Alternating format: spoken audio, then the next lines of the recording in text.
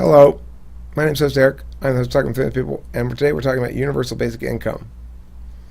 Universal basic income is the notion that instead of having our current model where the government takes taxes from people who are successfully accumulating or generating wealth, and they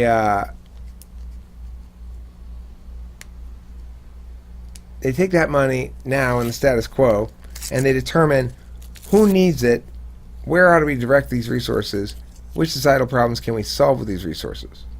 That's the way it's done now, because in the status quo,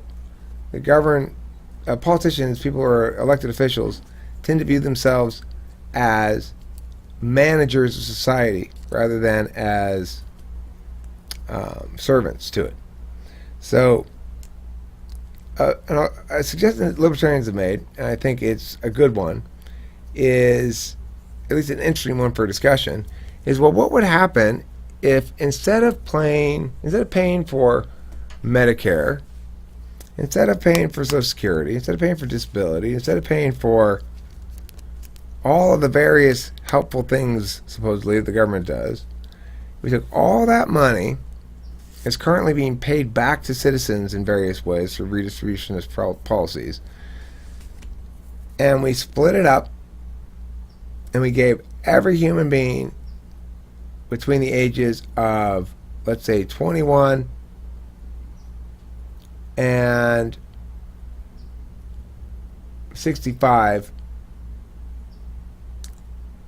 their 1/200 millionth of it every year as an income. You can pay it out monthly, you can pay it out as a yearly sum. Everybody gets it. Rich people get it, poor people get it, everybody gets it who's within the age range. Now, depending on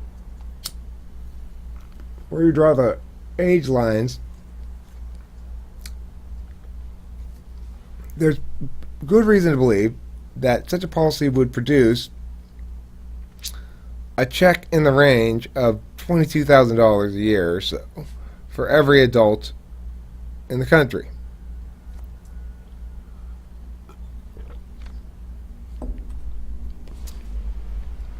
Now, we know that there are plenty of people who receive assistance from the government for whom that assistance totals vastly more than $22,000, and an argument from those who favor statist policies like that would sound something like,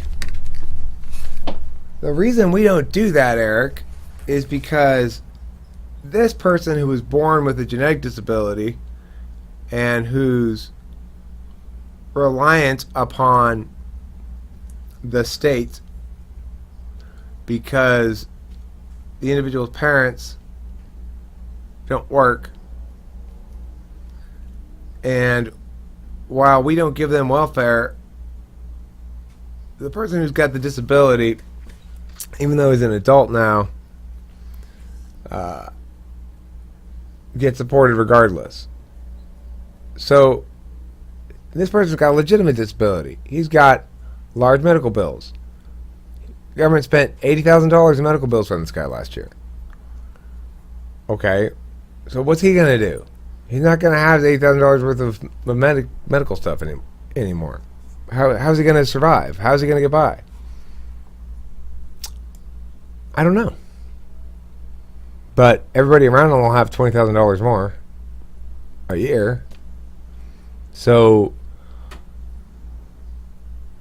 I think at some point you've got to allow individuals to help each other. You've got to allow the fact that, I mean, I say, oh my God, I just had a baby. This baby has no money, no skills,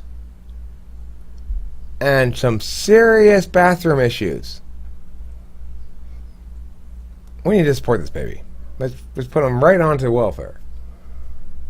Of course, we don't, because we think that the parents are going to take care of the kid, right? The parents are going to support the child. Well, what about adults, Eric? You can't count on their parents to support them. Well, why not? I mean, here's what I mean by that. You're right, you can't assume everyone's going to have parents who are willing to support them. But there's no reason to think that just because people are adults, they don't have interpersonal relationships that allow them to burden their significant others with caregiving to some extent. And I think in a world where we understand that there's going to be a day where we need to be taken care of,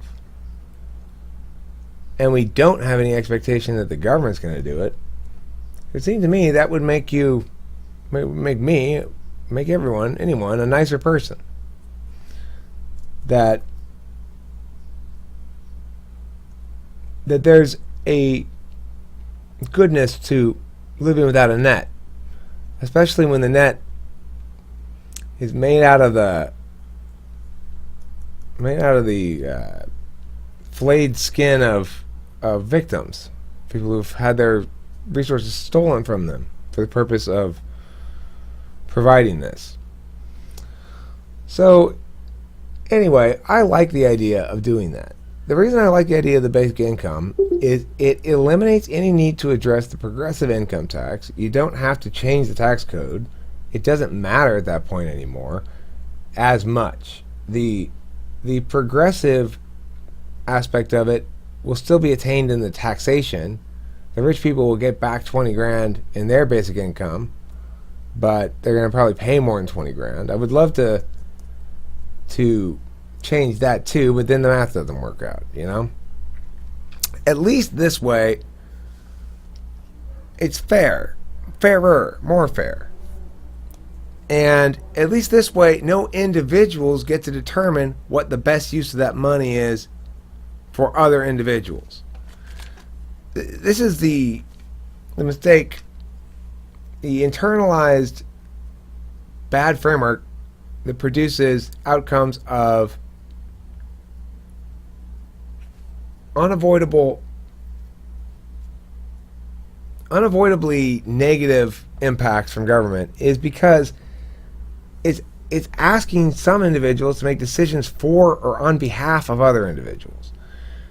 And to the extent that that can be avoided, it should always be avoided. Certainly, I shouldn't decide how you should spend your money. I shouldn't decide where you should go on vacation. I shouldn't decide what you have to eat for dinner. You should decide that, because how in the hell am I supposed to know that? The only reason that some of the problems that do persist is that we've attached to an illusionary distinction between I and we. So we think that when a law is passed that compels us, that it's not some random dude forcing us to do it. But it is some random dude forcing us to do it. Is this part of Gary Johnson's platform? Beats the shit out of me. I don't know. These are ideas about how things ought to be.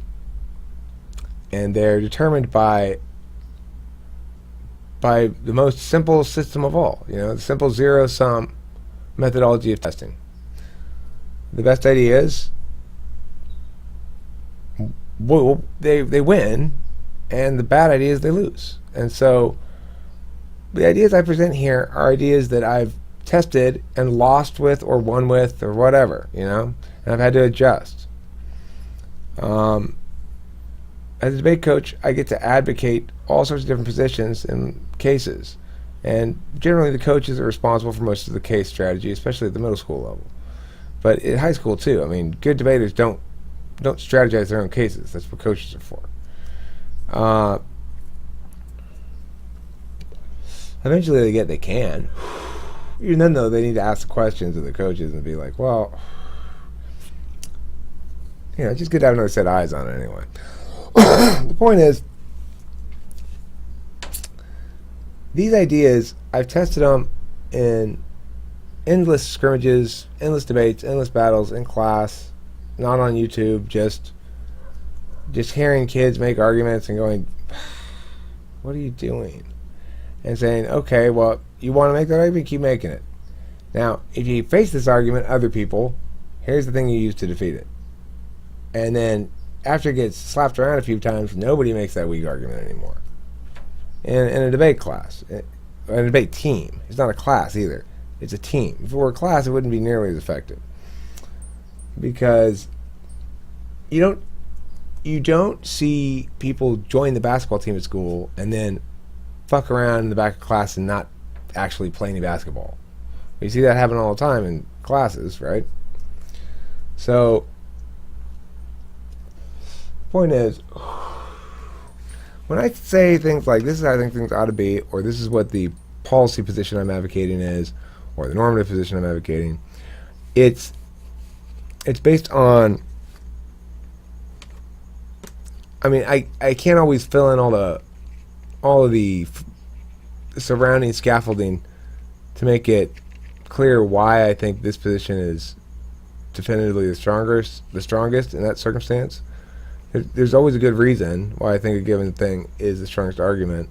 It may not be correct. I may be wrong. I'm not saying I'm infallible.